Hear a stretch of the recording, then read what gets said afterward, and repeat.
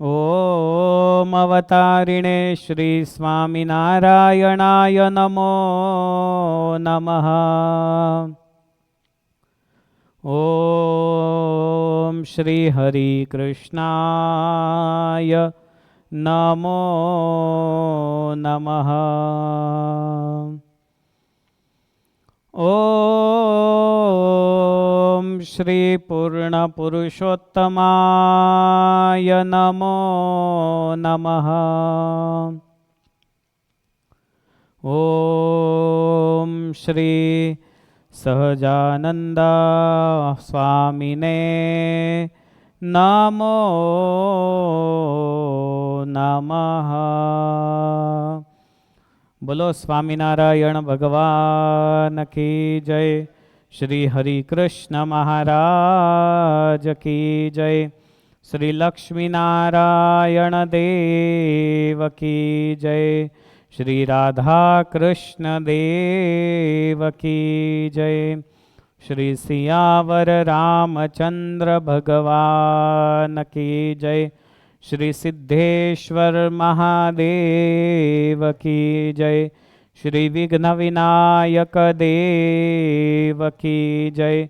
श्री कष्टभंजन देव की जय।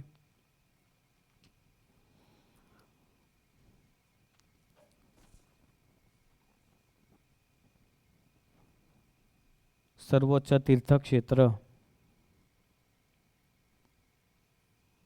वड़ताल धामनी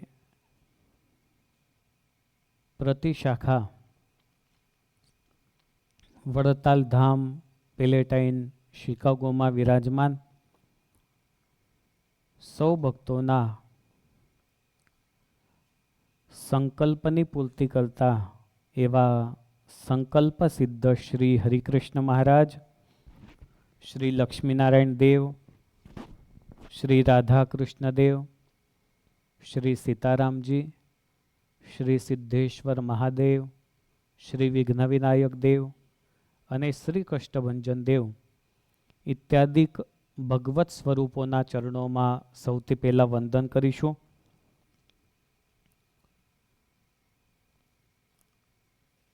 बधा मजामां छो? भूख लागी छे तो बगासा आवे छे। आज की इस पावन सभा में जन्माष्टमी महोत्सव के उपलक्ष्य में आयोजित एवं संपूर्ण श्रावण मास के दौरान चल रही शिव कथा जन्माष्टमी का उत्सव, तो इस पावन सभा में आज के पवित्र दिन जिनकी पावन उपस्थिति है, जिनके माध्यम से असंख्य जीवात्मा भगवत चरणानुगामी हुए, जिनके आशीर्वाद से असंख्य जीवात्माओं ने सुख पाया, जिनके माध्यम से आज हम सब मिलकर यहाँ पर शांति से भजन करते हैं। ऐसे वड़ताल धाम पेलेटाइन मंदिर के निर्माता, संप्रदाय के मूलधन्य विद्वान गुरुवर्य सद्गुरु शास्त्री भक्ति प्रकाश दास जी स्वामी मंदिर में हमेश के लिए भगवान की बहुत प्रेम से सेवा करते हुए सभी भक्तों को बहुत प्रेम देते हैं। ऐसे विद्वान सद्गुरु शास्त्री मुक्त प्रकाश दास जी स्वामी एवं आप सभी उपस्थित भक्तजन सभी को जय स्वामीनारायण। जय स्वामीनारायण। हर हर महादेव। जय सिया राम। जय भारत। आज इंडिपेंडेंस डे है भारत का, और हम सब सबसे पहले कौन है? भारतीय है, भले ही आपका पासपोर्ट अमेरिका का हो।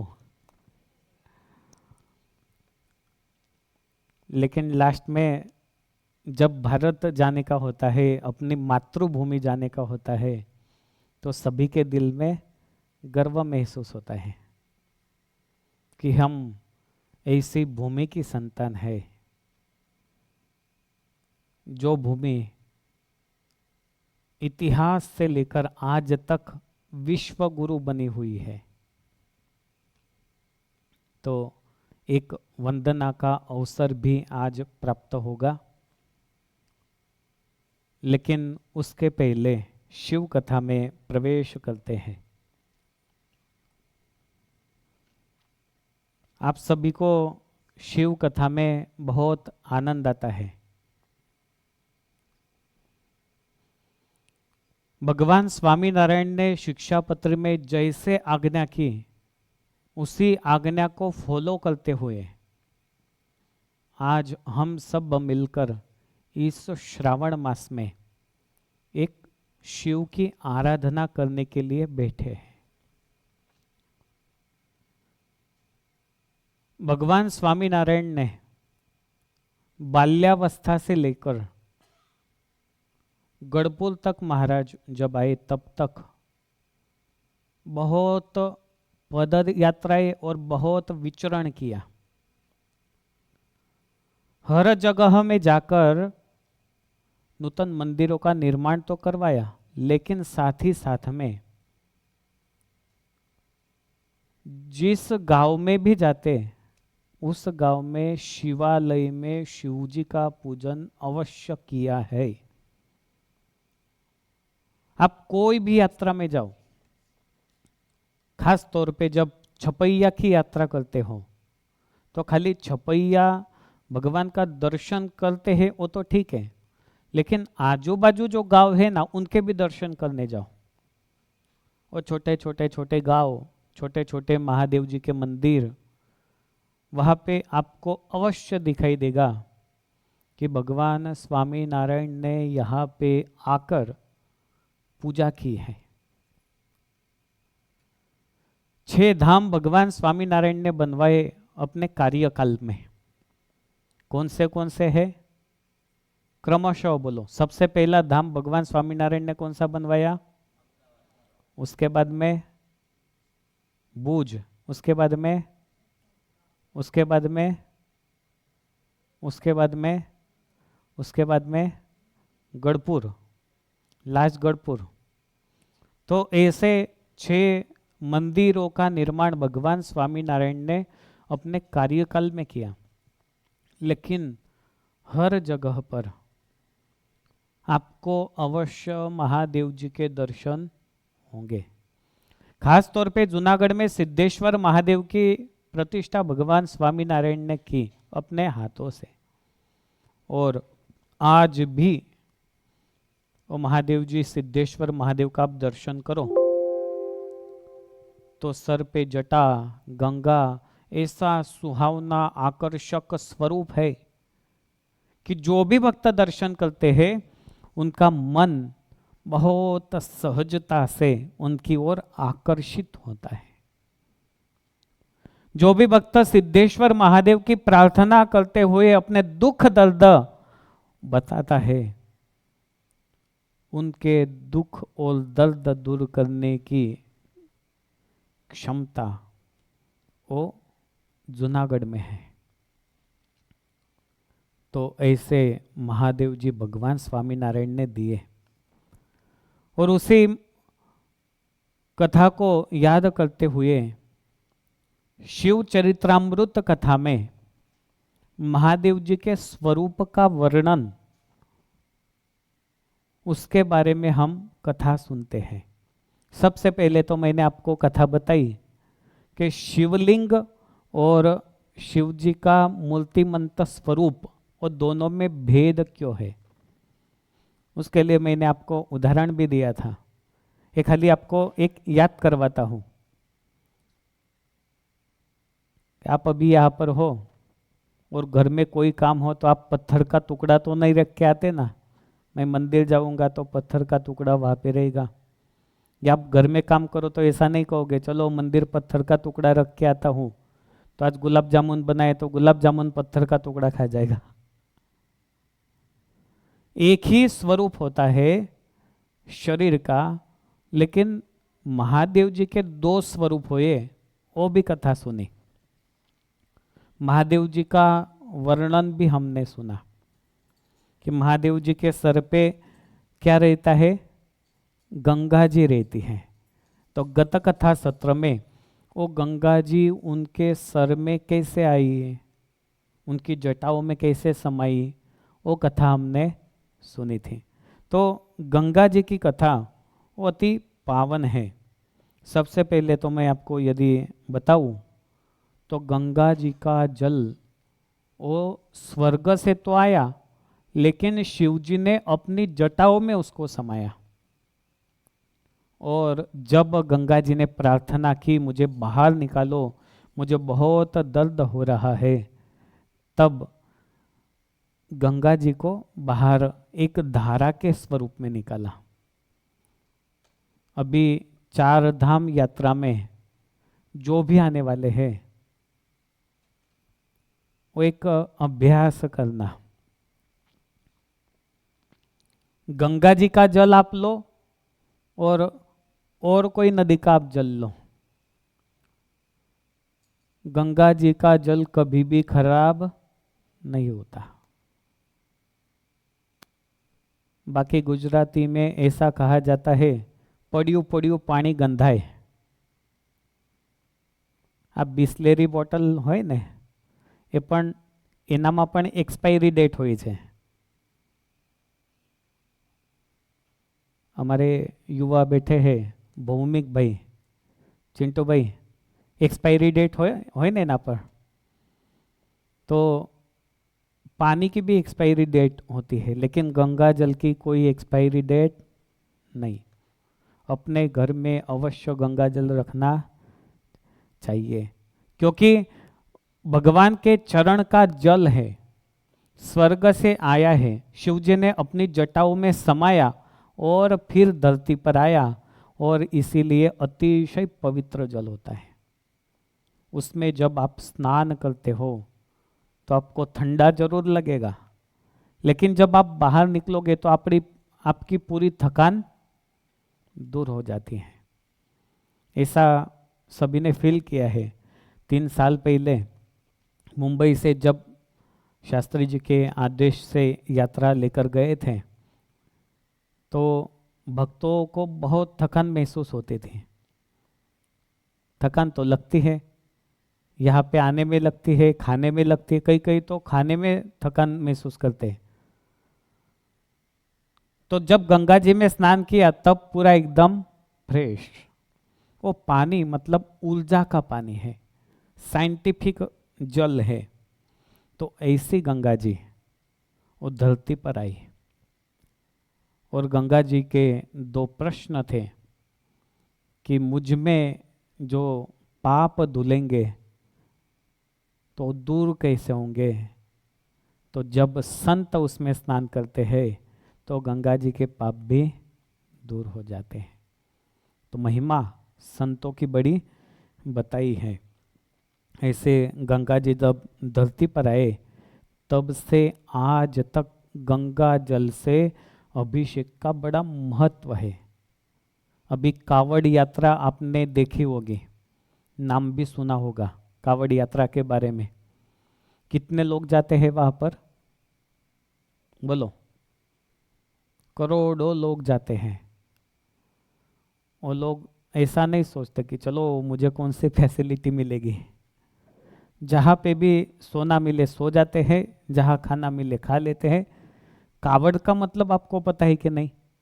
बोलो, किन को पता है, बोलो। कावड़ मतलब एक लकड़ी होती है, बराबर है, दोनों ओर से डोरी बंधी होती है, और उसमें क्या रखते हैं, मटकी, और स्टील की या कोई भी रखते हैं, और उसमें क्या रहता है फिर, पानी। अभी आप सच बताओ, आप कहीं निकलो चलते चलते और आपको कोई बोले चलो बिस्लेरी पानी आपके साथ लेके जाओ, तो आप क्या बोलोगे? कहीं से स्टोर से ले लेंगे, साथ में क्यों लेके जाना, बोलशो ने? तो वहां से अपने गांव तक गंगा जल कावड़ के माध्यम से लेकर जाते हैं और गांव जाकर अपने महादेव जी को गंगा जल से अभिषेक करवाते हैं। आ सामान्य छे कि कठिन छे? तमे करशो? ना थाय, पॉसिबल ही नहीं है। और यदि करोगे भी तो आप सोचोगे ट्रैकिंग के बूट ले लेता हूँ, अच्छे अच्छे कपड़े पहन लेता हूँ, यहाँ मुझे दर्द ना हो, इसलिए आप नया कुछ आविष्कार करोगे, क्योंकि आप सब फैसिलिटी में रहते हो, इसलिए आपकी सोच ऐसी, उसमें कुछ गलत नहीं है। लेकिन कहने का तात्पर्य कि गंगा जल में यदि इतनी एनर्जी, इतनी ऊर्जा है, तभी लोग गंगा का जल अपने गांव लेकर महादेव जी का प्रतिवर्ष अभिषेक करते हैं। कलयुग का आदमी है, जब तक कुछ दिखता नहीं तब तक कुछ भी करता नहीं। कोई भी हो, गांव का हो, सिटी का हो, अमेरिका का हो, भारत का हो, पाकिस्तान का हो, कुछ दिखेगा तो काम करेगा। आपको कभी ऐसा विचार आया कि चलो अभी मैं रिटायर हो गया तो किसी जगह किसी शॉप में जाकर थोड़ी सेवा करता हूँ, ऐसा विचार आता है? और आए भी तो आप क्या करोगे? नवरो बैठो छो तो थोड़ा जे कई पैसा मळे भेगा कर लो, ऐसी एक सोच। बिना मतलब का कोई भी कार्य होता। तो कहने का तात्पर्य यह है कि यदि गंगा जल से हमें कुछ मिलता है, एक आंतरिक आनंद मिलता है, तभी जाकर कावड़ यात्रा होती है। तो ऐसी बड़ी महिमा गंगा जल की है। और शिव जी के लिंग के ऊपर जब गंगा जल का योग होता है, तब एक एनर्जी क्रिएट होती है। शिवलिंग की पूजा इजिप्शियन लोग भी करते थे पहले, आज भी करते हैं, इजिप्ट, और उसे प्रेपास ऐसा शब्द दिया है। जब शिवलिंग का अभिषेक करते हैं ना, इजिप्ट के लोग कावड़ यात्रा में बहुत बड़ी मात्रा में ज्वाइंट होते हैं। उनका एक शब्द है, हम लोग कहते हैं अभिषेक, वो लोग क्या कहते हैं? प्रेपास, ऐसा शब्द देते हैं। तो कई जगह पे ऐसा बताया गया है। तो शिवलिंग का शेप, उसके बारे में भी बताया था। तो उसमें से गंगा जल के योग से जो एनर्जी क्रिएट होती है, वो हमारे शरीर को पॉजिटिविटी देती है, और इसीलिए गंगा जल से शिव जी का अभिषेक करने की बड़ी महिमा है। अभी याद करो, नेक्स्ट स्टेप जाते हैं तो शिव जी के वर्णन में जटा आती है। जटा आपको पता है कैसी होती है? बताओ चलो हाथों से। ऐसे अपने सर पे, अभी जिनको नहीं है वो बता रहे और लेकिन शिवजी ने अपने सर पे जटा क्यों धारण की? तो शिव जटा न केवल एक आध्यात्मिक अपितु ब्रह्मांडीय शक्ति का प्रतीक है। ब्रह्मांडीय ऊर्जा तब स्थिर होती है जब वह शिव की जटा में बंदी होती है, और जब शिव जी तांडव करते हैं तब वह जटा खुलती है और संहार की प्रक्रिया तब से स्टार्ट होती है।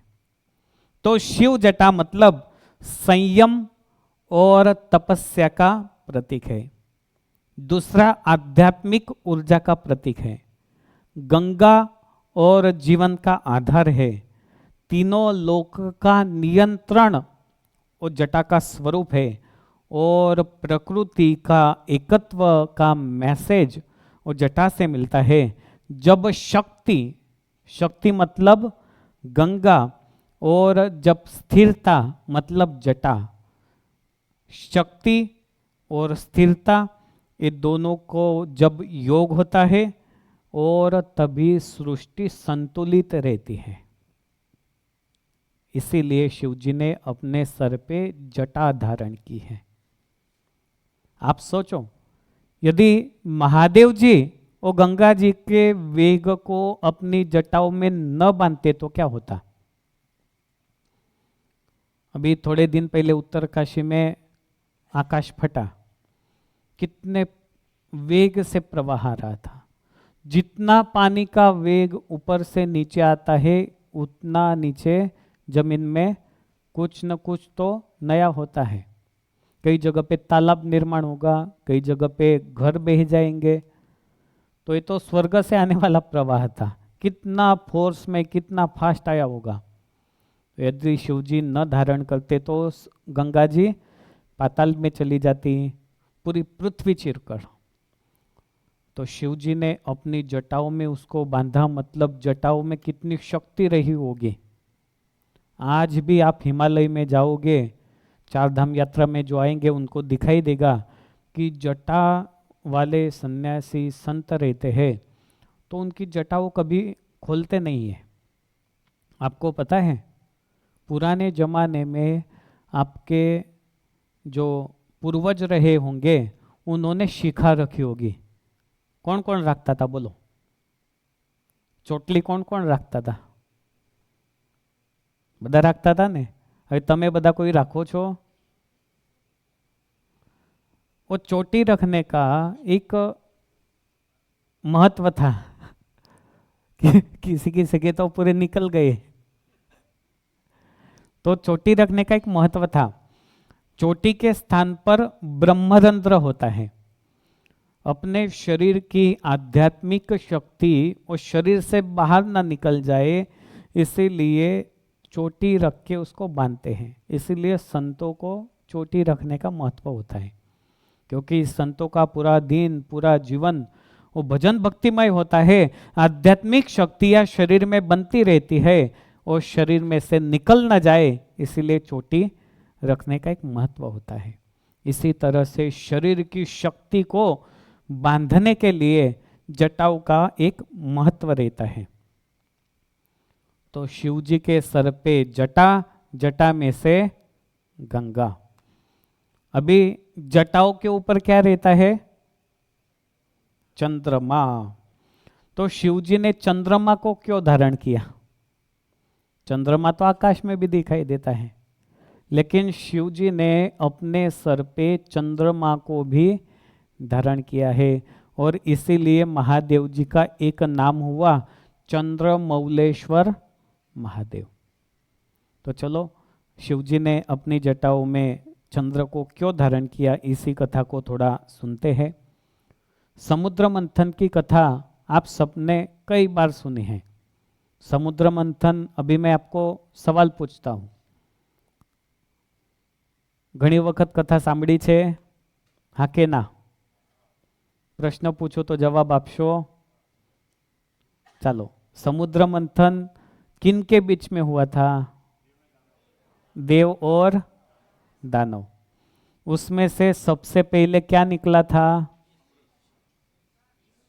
चलो विष वाले हाथ खड़ा करो, अमृत वाले हाथ खड़ा करो। विष वाले, अमृत वाले कौन है? एक ही हो। सबसे पहले क्या निकला था? विष निकला था। और विष का पान किसने किया? महादेव जी ने किया। विष पीते हुए जिनका कंठ नील हुआ उनको क्या कहा गया? नीलकंठ कहा गया। जब विष के प्रभाव से नीलकंठ हुआ तो उन्होंने गले में क्या धारण किया? सर्प धारण किया। सर्प से उन्हें क्या मिला? ठंडक प्राप्त हुई। अभी समुद्र मंथन में सबसे पहले यदि विष निकलता है तो बाद में क्या क्या निकला? उसके बाद में कौस्तुभ मणि निकला। कौस्तुभ मणि किन्होंने धारण किया? भगवान विष्णु ने धारण किया। पुराने जमाने में मणियों की कथा आती है, खास तौर पे पौराणिक समय में, पौराणिक कथाओं में। आपने कई बार सुना होगा, नागमणि सुना है, नागमणि। उसके बाद में निकला पारिजात। पारिजात मतलब वो स्वर्ग में पारिजात का पेड़ रखा गया, फूल रखा गया। पारिजात का फूल देखा है आपने? कितनी सुगंध सुहावनी महक आती है उसमें से। कैसा रहता है वो फूल? नीचे से उसकी डंडे कैसी रहती है? केसरी कलर की। और फूल कौन से कलर का होता है? वाइट कलर का होता है। तो ऐसा पारिजात का फूल निकला, वो स्वर्ग में रखा गया। उसके बाद में दारू निकली। दारू मतलब इस देश में ऐसा कहा जाता है, पानी से ज्यादा लोग मदिरा पीते हैं, दारू पीते हैं। अभी प्रश्न फिर से आया, एक एक चीज निकलती थी, कौन क्या लेगा, इसके लिए सब में प्रश्न था। असुर लोग कहने लगे कि आप सब ले जा रहे, हमें कुछ नहीं देते। उनके नसीब में क्या आया? दारू आया, मदिरा आई। तो उन्होंने क्या ले लिया, चलो आज से मदिरा कौन पिएगा? असुर पिएगा। असुर मतलब राक्षस पिएगा। तो तब से लेकर आज तक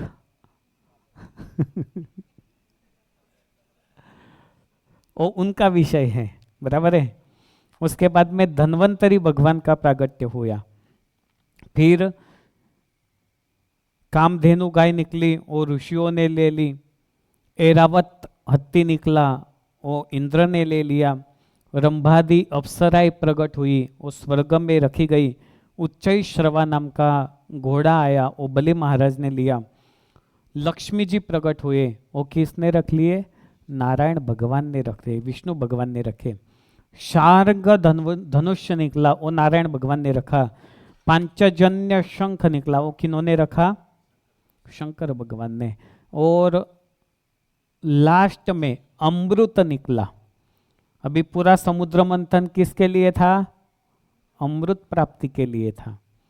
अभी लास्ट में जब अमृत निकलता है तो दोनों में बड़ा झगड़ा हो गया कि अभी अमृत कौन लेगा। लास्ट में निकला, सब थके हुए थे। देवताओं ने सोचा कि हम ले लेंगे पूरा, और असुर ने सोचा हम ले लेंगे। लेकिन असुर बड़े चतुर थे। जैसे ही निकला, वो कुंभ लेकर आगे दौड़ने लगे, उनके पीछे पीछे देव दौड़ने अरे सबने मेहनत की, हमें भी चाहिए। वो कहते हैं आपने मेहनत की, आपने बहुत सारी चीजें ली, अभी हमें अमृत भी दो, अमृत हम ले लेंगे। वो आगे पीछे सब देव दौड़ रहे थे। तो अमृत प्राप्ति का कुंभ लेकर जब राक्षस दौड़े तो देवताओं को बड़ी चिंता हो गई। उन्होंने भगवान से प्रार्थना की, हे भगवान आप हमें अमृत का पान कराओ। और तब भगवान ने मोहिनी अवतार धारण किया। एक स्त्री का वेश परिधान करते हुए भगवान ने अवतार धारण किया। एक कथा हमें बताती है कि जब जब भक्त के जीवन में कोई संकट समस्या आती है, वो भक्त भगवान से बड़े दिल से प्रार्थना करता है, तो भगवान अपने भक्त के लिए कुछ भी करने के लिए तैयार होते हैं, कुछ भी। यदि देवताओं को अमृत पान करना हो तो भगवान उनके लिए क्या करते हैं? एक स्त्री का वेश परिधान करते हुए मोहिनी अवतार धारण करते हैं। इसे कहते हैं भगवान और भक्त के बीच के प्रेम का संबंध। प्रेम वो चीज होती है जिसमें डांटना, जिसमें प्रेम कर्मा, जिसमें वियोग संयोग, ये सभी बातें संभव होती है। स्वामीनारायण संप्रदाय में एक बहुत प्रसिद्ध प्रसंग है। कच्छ प्रदेश में धमड़का नाम का एक गांव है। कोई गया छो धमड़का? धमड़का गांव के श्रेष्ठ भक्त हुए, उनका नाम क्या था? बोलता जाओ। તમે બધા બહુ કથાના રસિક છો, ઘણા બધા તો આખે આખું વચનામૃત ઘણી વખત પી ગયા હશે વાંચીને। યોગેશભાઈ, ધમડકાના કોણ હતા? કરણીબા હતા। કરણીબા બહુ શ્રેષ્ઠ હરિભગત થયા। एक बार कर्णिबा को विचार आया कि गोपी कितनी भाग्यशाली होगी। गोपियों की कथा दशम स्कंद में आती है। गोपी कितनी भाग्यशाली रही होगी कि पूर्णावतार श्री कृष्ण परमात्मा ने उनके साथ रास क्रीड़ा करी, कई बार रास क्रीड़ा की। वो कथा सुनते हुए कर्णिबा को ऐसा विचार आता कि ऐसा नसीब हमें कब प्राप्त होगा, और इसी भाव को लेकर वो कई बार रुदन करते थे। देखो, जब भक्त और भगवान के बीच में प्रेम का संबंध होता है ना, और जब उनके भक्त के आंखों में से अश्रु निकले, तब समझना कि भक्तों को भगवान के साथ एक अटूट प्रेम संबंध है। आज मुंबई के एक हरिभक्त का फोन था। मैं आपको इसलिए बताता हूँ कि आज भी ऐसे भक्त हैं। उनके घर में उनकी लड़की की और जगह शादी हुई है, लेकिन उनके घर मुंबई आई है। अभी सूतक हुआ था उनको, वो लड़की को। तो 5 दिन से ऐसा सोच रहे थे कि हमें तो सूतक नहीं लगता, लेकिन मेरे भगवान को कुछ भोग नहीं लगता है, क्योंकि स्पर्शास्पर्शी के कुछ नियम होते हैं, भोग नहीं लगता है। और फोन पे बहुत रुदन कर रहे थे कि क्या करूं, मुझे समझ नहीं आता। जब मैं देखता हूं कि भगवान का पर्दा बंद है तो मुझे दिल में बहुत दुख होता है कि हम लोग खाते हैं लेकिन भगवान को क्या खिलाएं। तो इसे कहते हैं प्रेम का संबंध। कर्णिबा को ऐसा हुआ कि ऐसा प्रेम का संबंध वो भगवान से है, लेकिन गोपियों के साथ जैसे भगवान ने रास क्रीड़ा की, ऐसा नसीब हमें कब प्राप्त होगा। और भगवान स्वामीनारायण इस धरती पर प्रकट हुए थे। उन्होंने सारे भक्तों के जो भी संकल्प है वो पूरा करने का प्रण लिया था। जो भक्त जैसा संकल्प करे, भगवान स्वामीनारायण ने उनके हर संकल्प पूर्ण किए हैं। किसी के घर में जाकर भगवान ने भाकरी खाई, जो भी उनका भाव था। किसी को दुख दर्द था, किसी ने सोचा मुझे ये मिल जाए, तो भगवान ने उन्हें वो भी दिया है।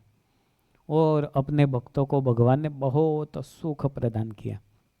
और इसीलिए कहते हैं ना, स्वामीनारायण संप्रदाय में जो भी जुड़े वो हमेशा कैसे होते हैं, सुखी होते हैं। क्योंकि गुरुदेव रामानंद स्वामी के पास भगवान स्वामीनारायण ने सब कुछ अपने भक्तों के लिए मांगा है। अपने लिए क्या मांगा, दुख और दर्द। ओ भक्तों का दुख दर्द मुझे मिले, लेकिन मेरा भक्त अन्न धन और वस्त्र से हमेशा सुखी रहे। यदि आपके ऊपर कोई भगवान प्रसन्न हो जाए और कहे छगन भाई मांगो आपको क्या चाहिए, तो छगन कहेगा कि बाजू में मगन रहता है, उसके पास ओडी है, उसको पंचर हो जाए या उसकी गाड़ी खराब हो जाए। अपने लिए तो अच्छा मांगेगा नहीं, लेकिन औरों के लिए कैसा मांगेगा। एक खाली एग्जाम्पल है, भगवान ने अपने लिए औरों का दर्द मांगा अपने खुद के जीवन में, और औरों के लिए सुख की कामना की। ऐसे भगवान स्वामीनारायण, उनके हम सब आश्रित हैं। कर्णिबा उनका संकल्प पूर्ण करने के लिए भगवान स्वामीनारायण गढ़पुर से निकले धमड़का की ओर, और वहां आकर उनके साथ में थे सदगुरु ब्रह्मानंद स्वामी। एक पार्षद और सदगुरु ब्रह्मानंद स्वामी दोनों को साथ में लिया था। भगवान स्वामीनारायण ने उसी दिन चुंदड़ी पहनी, चनिया चोली पहनी, और भगवान कर्णिबा के साथ रास खेलने के लिए आए। सदगुरु मुक्तानंद स्वामी थे, सदगुरु ब्रह्मानंद स्वामी थे। ये दोनों देखने लगे भगवान स्वामीनारायण कहाँ गए होंगे, दिखाई नहीं दे रहे। सभी स्त्रियों के बीच में एक सुंदर सुहावना वेश धारण करते हुए बस खाली करनीबा का संकल्प पूर्ण किया जाए, इसीलिए वहाँ पर आए और रास क्रीड़ा करने लगे। सदगुरु ब्रह्मानंद स्वामी बड़े चतुर थे, उनके लिए ऐसा कहा जाता है शतावधानी थे। सदगुरु ब्रह्मानंद स्वामी कोई सामान्य नहीं थे। शतावधानी मतलब आप जितने बैठे हो 100 की संख्या में, बीच में सदगुरु ब्रह्मानंद स्वामी बैठे हैं, और यदि उनसे हर 100 आदमी सवाल पूछे, वो हर एक को याद रखते हुए सबके प्रश्न पूर्ण होने के बाद वो क्रमशः सबके आंसर दें, उसे शतावधानी कहते हैं। तो ऐसे प्रतिभाशाली सदगुरु ब्रह्मानंद स्वामी, उन्होंने सोचा कि वो तो कहीं गए होंगे लीला करने के लिए। थोड़ी सी खिड़की वहाँ पर थी, वो खोली और देखा तो हो प्रत्यक्ष पुरुषोत्तम नारायण वो संकल्प पूर्ण करने के लिए रास क्रीड़ा कर रहे। और तब सदगुरु ब्रह्मानंद स्वामी के मुखारविंद से शब्द निकले, उन्होंने पद बनाया। बहुत सुहावना कीर्तन है, चलो हम सब मिलकर वो पद का मनन करते हैं। गोपी बनी गया गिरधारी, गोपी बनी गया गिरधारी, गोपी बनी गया गिरधारी, गोपी बनी गया गिरधारी रे। गोपी बनी गया गिरधारी, गोपी बनी गया गिरधारी, गोपी बनी गया गिरधारी, गोपी बनी गया गिरधारी, गोपी बनी गया गिरधारी, गोपी बने गया गिरधारी रे। वाले श्वेत वस्त्र उतार्या, वाले श्वेत वस्त्र उतार्या, वाले लाल वस्त्र तन धार्या, वाले लाल वस्त्र तन धार्या। अभी देखो उन्होंने जो वेश परिधान किया था वो कैसा था? श्वेत वस्त्र भगवान ने पहने थे, वो उन्होंने उतार दिए, और लाल वस्त्र अपने तन पे उन्होंने धारण कर लिए हैं। तो ऐसे भगवान ने, हमारे पास थोड़ा टाइम का लिमिट है तो हम लोग आगे जाते हैं। तो ऐसा एक सुंदर वेश भगवान ने धारण किया और वहाँ पे जो रास क्रीड़ा की। कहने का तात्पर्य ये है कि भगवान भक्त का संकल्प पूर्ण करने के लिए कुछ भी करने के लिए तैयार है, लेकिन एक शरीयत होती है कि आप उस भगवान के बनकर रहो। तब आप कोई कंपनी में जॉब करते हो तो जॉब करते वक्त आप यदि रूल्स फॉलो करोगे तो आपको पूरा पेमेंट मिलेगा। आप कहोगे चलो मैं 10 घंटे आया, लेकिन आपने पूरा रेस्ट कर दिया तो आपको पेमेंट मिलेगा। शरीयत इतनी होती कि भगवान के बनकर रहो। वो भगवान के बनकर कैसे रहना चाहिए? तो इतने सुहावने भगवान, संकल्प सिद्ध हरिकृष्ण महाराज, अक्षरधाम तुल्य वड़ताल धाम पेलेटाइन मंदिर मिला हो, ऐसे पवित्र वडील संतों का सानिध्य प्राप्त होता हो, आशीर्वाद मिलता हो, तो उनकी आज्ञा में रहते हुए भगवान स्वामीनारायण ने जैसे बताया वैसे करते रहो, मतलब भगवान के हुए। नहीं तो कई बार ऐसा होता है कि हाँ हम स्वामीनारायण भगवान के हैं, लेकिन क्या कुछ भी नहीं करते, कुछ भी नहीं। मंदिर आना, सत्संग सभा करना, यहाँ पे जो भी उत्सव होते हैं उसमें तन मन और धन से समर्पण करना, इसे भगवान का भक्त कहते हैं। ऐसे भक्त बनोगे तो आपकी सारी जिम्मेदारी कौन लेगा? वो भगवान खुद अवश्य आपकी पूरी जिम्मेदारी लेंगे, लेकिन उनके बनकर रहो। आज अमृत का कुंभ लेकर जब असुर जा रहे हैं, उनके पीछे देव और अमृत प्राप्ति के लिए भगवान ने मोहिनी स्वरूप धारण किया। एक जगह पर एक बाजू में असुरों को बिठाया, दूसरी बाजू देव को बिठाया कि चलो मैं आप सभी को अमृत पान कराऊंगी। ये कौन कहते हैं? भगवान मोहिनी स्वरूप में कहते हैं। अभी देखो, वो अमृत का कुंभ था, उसमें क्या भरा था? अमृत था। भगवान सबसे पहले मोहिनी स्वरूप में देवता की ओर आए, एक दो देवों को अमृत पान करवाया। असुर कहते हैं अरे ये तो चीटिंग है, चीटिंग है, चीटिंग है, हमारे साथ आपने गलत किया, सबसे पहले हमें अमृत पान कराओ।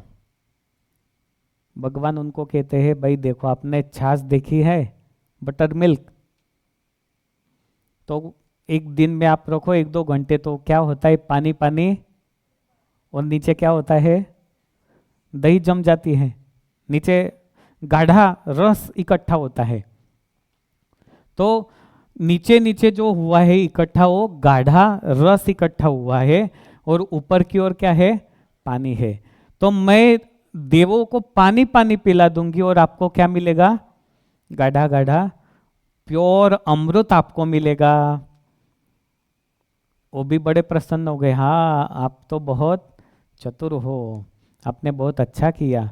ऐसा करते हुए सबसे पहले देवताओं को जब अमृत पान करवा रहे थे, तब सूर्य और चंद्र, ये दोनों देवों के बीच में एक सर्वभानु नाम का असुर वो रूप परिवर्तन करके बैठा। चंद्र के हाथ में जब भगवान ने अमृतपान करवाया, तब उसे पता, उसके हाथ में भी आया थोड़ा सा अमृत, और देवों को पता चला ये तो असुर है। कहा प्रभु प्रभु ये तो असुर है, और भगवान मोहिनी स्वरूप में थे, उन्होंने अपना मूल स्वरूप धारण कर लिया, सुदर्शन चक्र धारण किया, सुदर्शन चक्र का प्रहार किया, और तब सर्वभानु असुर का सर और शरीर से भिन्न हो गया। अभी बिना सर का जो शरीर था और सर था, वो ब्रह्मा जी ने अपने हाथों में लेकर उसको फेंका। तो जब से ब्रह्मा जी ने फेंका, वो भी ग्रह बन गया, और मस्तक में तो अमृत था, इसीलिए वो आकाश में पलायन करने लगा। और राहु कहा गया, उसके पीछे चंद्रमा दौड़ने लगे। तो जब जब चंद्रमा के हाथ से और राहु के, वो चंद्रमा के हाथ से उसका जो मुंह पकड़ा था, उसमें से अमृत के कुछ बिंदु जमीन पर गिरे, वो 4 जगह पर गिरे, ऐसा कहा जाता है। कौन सा?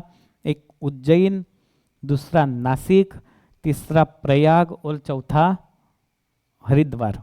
याद रखना, जहां जहां महाकुंभ होता है, अभी प्रयागराज में महाकुंभ हुआ, अभी नेक्स्ट नासिक में है, बाद में उज्जैन में होगा, और बाद में हरिद्वार में होगा।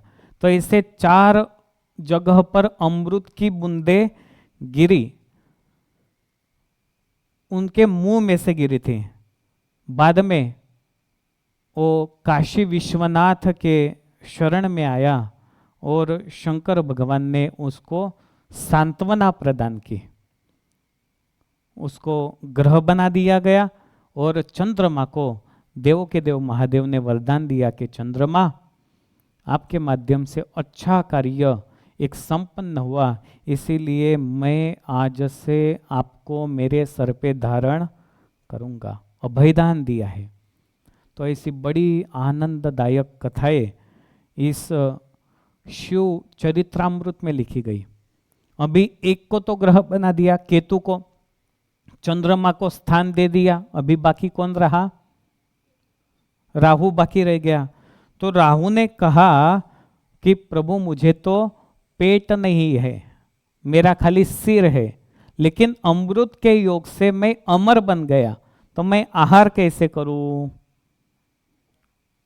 मैं भोजन कैसे करूं? तब देव के देव महादेव कहते हैं कि जब भी तुम सूर्य और चंद्र के पास जाओगे, तब उन्हें तुम खाना। उसे क्या कहते हैं? ग्रहण कहते हैं।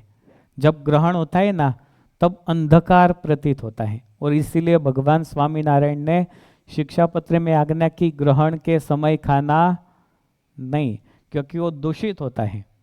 तब राहु का खाने का समय होता है, वो खाता है सूर्य और चंद्रमा के प्रकाश को और अपना आहार वो ग्रहण कर लेता है।